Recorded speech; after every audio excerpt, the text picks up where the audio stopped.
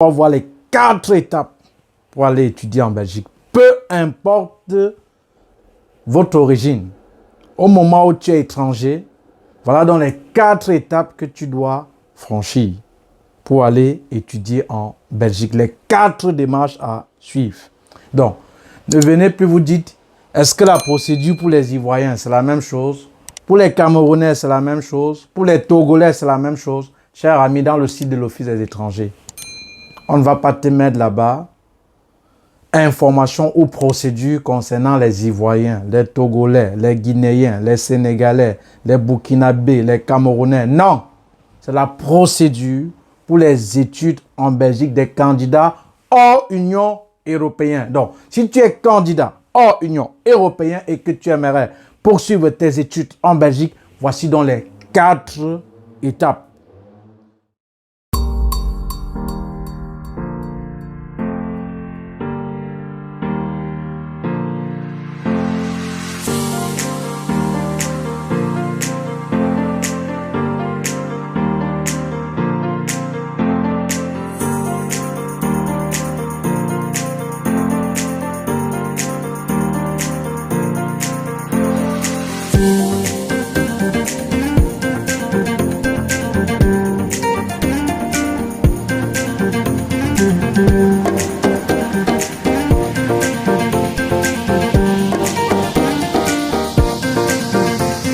Avant de commencer, sache que si tu es nouveau ou nouvelle sur cette chaîne, ici, j'accompagne les jeunes étudiants étrangers africains qui aimeraient poursuivre légalement leurs études en Belgique en leur montrant à travers un programme en formation vidéo payant comment constituer eux-mêmes leur dossier sans qu'une tierce personne ne les aide dans les démarches.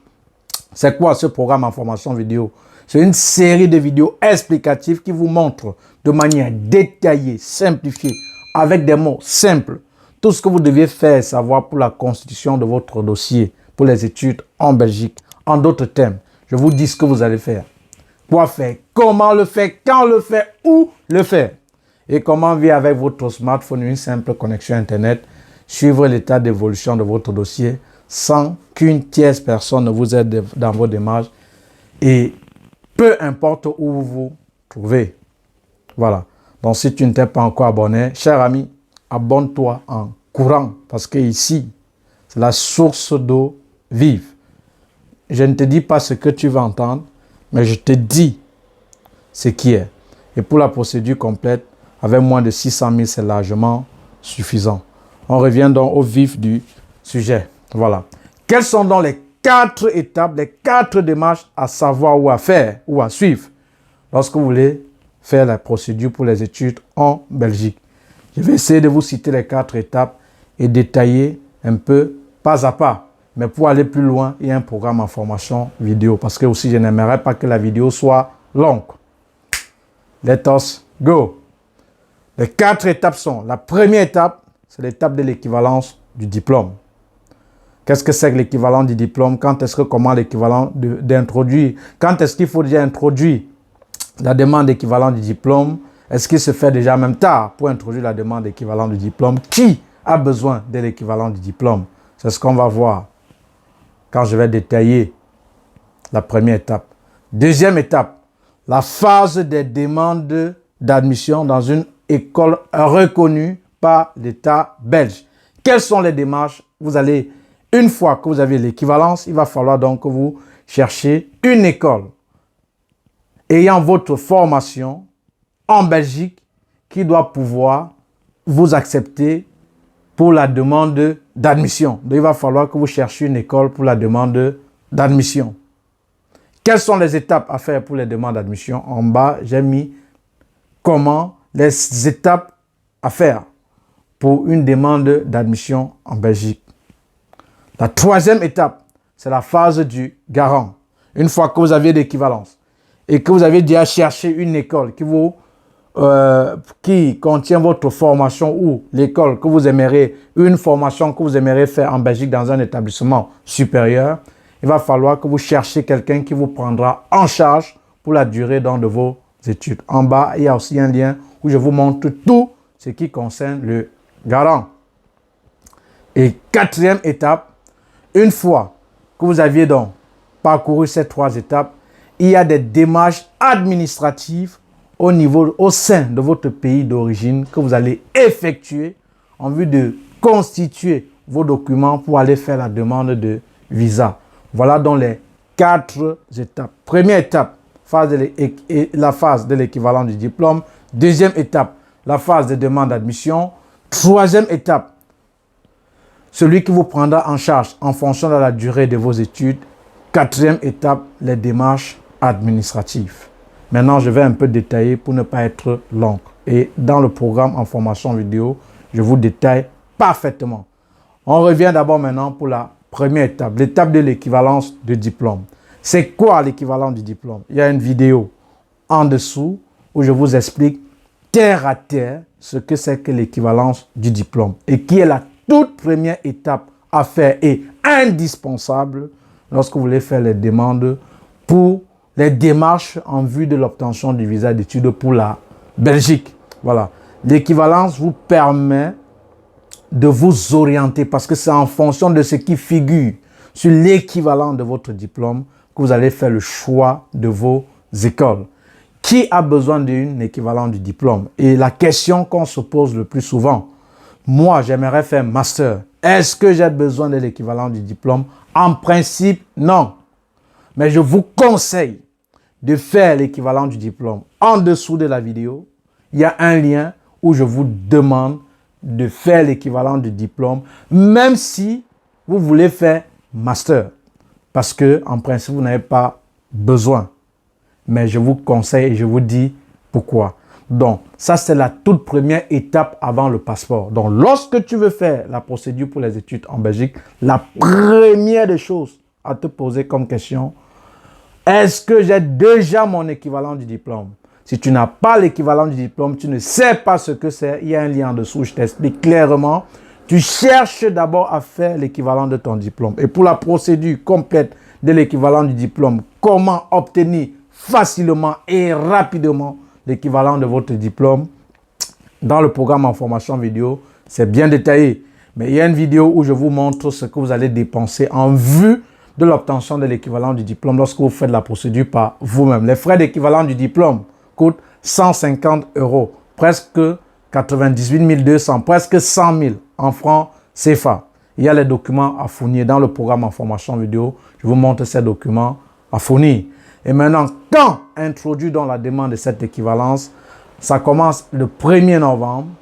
Ça part de novembre en juillet de chaque année académique. Voilà. Donc, ça veut dire, si vous êtes entre novembre et juillet, à tout moment en cette période, vous pouviez introduire déjà votre demande d'équivalence de diplôme. Donc, ça, c'était la toute première étape que j'ai essayé de détailler. Pour aller plus loin, il y a le programme en formation vidéo. Deuxième étape, l'étape de demande d'admission dans une école reconnue. J'insiste, reconnue par l'État belge. Pourquoi? Parce qu'en Belgique, existe aussi ce qu'on appelle les fausses universités, les fausses écoles, qui octroient des diplômes non homologués aux étudiants étrangers, africains. Par conséquent, à la fin de leur cursus ou à la fin de leur procédure, certains vont se voir refuser le visa. Motif: école non reconnue par l'État belge. D'autres même te faire avoir le visa, mais le diplôme que tu dois obtenir dans cette école n'est pas reconnu par l'État belge. C'est une perte de temps. Et par conséquent, certains étudiants se font donc piéger par ces écoles. Quelles sont donc ces écoles reconnues par l'État belge et quelles sont ces fausses universités ou fausses écoles? Dans le programme en formation vidéo, je te montre quelles sont donc ces écoles reconnues, de telle façon que lorsque tu postules, tu cherches une formation dans cette école, tu sois sûr et certain que tu ne pourras pas tôt ou tard avoir d'ennui, que ce soit pour le motif de refus ou que ce soit même ce diplôme octroyé par cette école. Alors, les questions à se poser lorsque vous voulez donc faire les demandes d'admission. La première chose, quand est-ce que ouvrent les demandes d'admission de cette école-là? Et autre question encore à se poser, Quels sont les critères d'admissibilité dans cette école? Est-ce que je remplis aux critères d'admissibilité? Est-ce que je suis éligible? Est-ce que je suis apte, de par mon background, à postuler dans cette école? Puisqu'il y a plusieurs personnes pour la recherche assoiffées des admissions et postulent en tort et à travers. Et l'autre question encore à se poser, est-ce que cette école est reconnue par l'État belge? Et quels sont les documents qu'on demande de fournir lors des demandes d'admission? Et dans le programme en formation vidéo, en fonction des écoles, je vous montre exactement ces documents qu'on demande généralement lors des demandes d'admission. Et la question encore à se poser, quelles sont les différentes écoles, universités, institutions, hautes écoles qui disposent de la formation dont j'aimerais faire en Belgique? Et la question encore à se poser, est-ce que cette formation que j'aimerais faire en Belgique est en rapport avec mes études antérieures ou est similaire? Pourquoi? Parce que l'essentiel n'est pas d'avoir une admission, mais d'avoir une admission en rapport avec ses études antérieures ou similaire à ses études antérieures. Pourquoi? Pour vous permettre d'être aisé à pouvoir défendre votre projet d'études. Parce que pour la plupart des étudiants, ils ont déjà parfois foiré le visa. Ils n'ont pas déjà le visa au moment de l'entretien parce qu'ils sont incapables de pouvoir défendre leur projet d'études. Maintenant, avec l'avènement de Campus Belgique, c'est grave. Chers amis, l'essentiel n'est pas d'avoir une admission, mais d'avoir une admission en rapport avec vos études antérieures. Parce qu'il va falloir que vous défendez votre projet d'études. Et pour la plupart, Campus Belgique sélectionne bien, qu'on vous dit bonne chance pour la suite. Déjà, ils savent que c'est fini pour vous.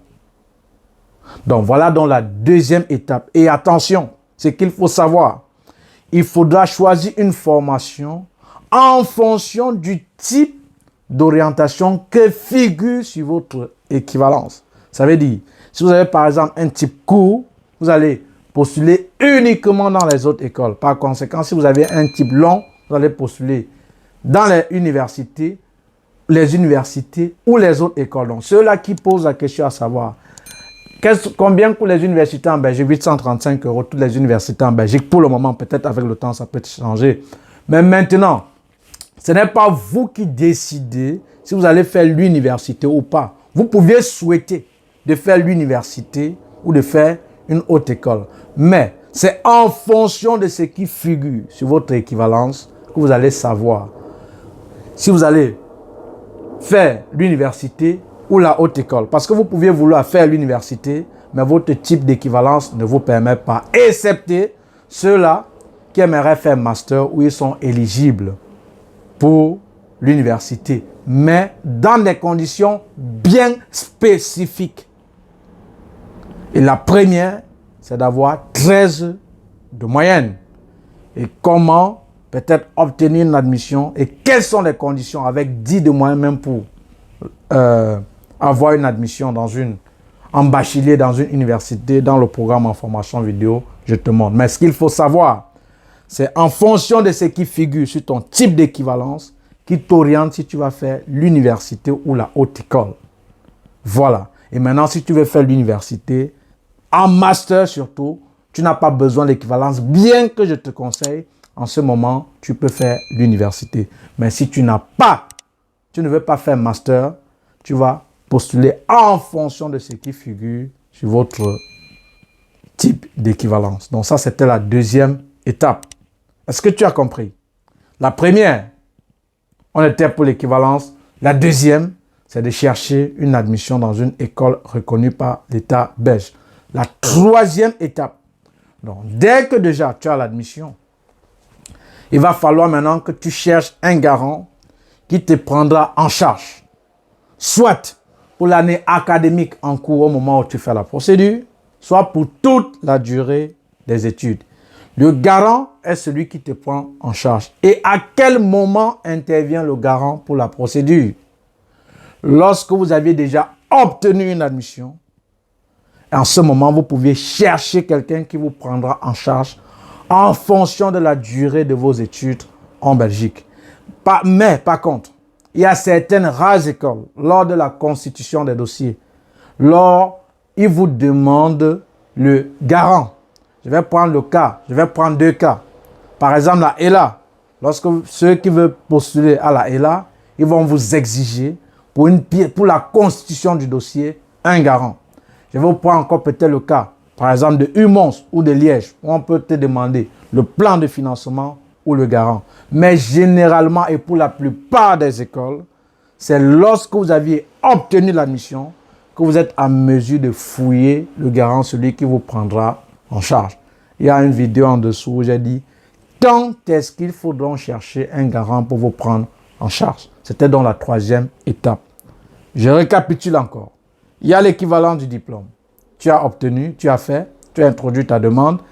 Il y a l'admission. Tu as obtenu l'admission. Maintenant, tu as cherché le garant pour te prendre en charge en fonction de la durée de tes études. Maintenant, il va falloir maintenant que tu fasses, et c'est la 4e étape, je vais chuter, les démarches administratives pour faire ta demande de visa. Et quelle est cette démarche administrative? Au fait, quand tu as déjà l'équivalence, l'admission, la prise en charge, ça ne suffit pas pour faire la demande de visa. Il y a certaines démarches administratives. Dans un premier temps, il va falloir que tu cherches à établir ton passeport. Et il faut que ton passeport, au moment où tu introduis ta demande, a une validité de plus de 6 mois, maximum 1 an.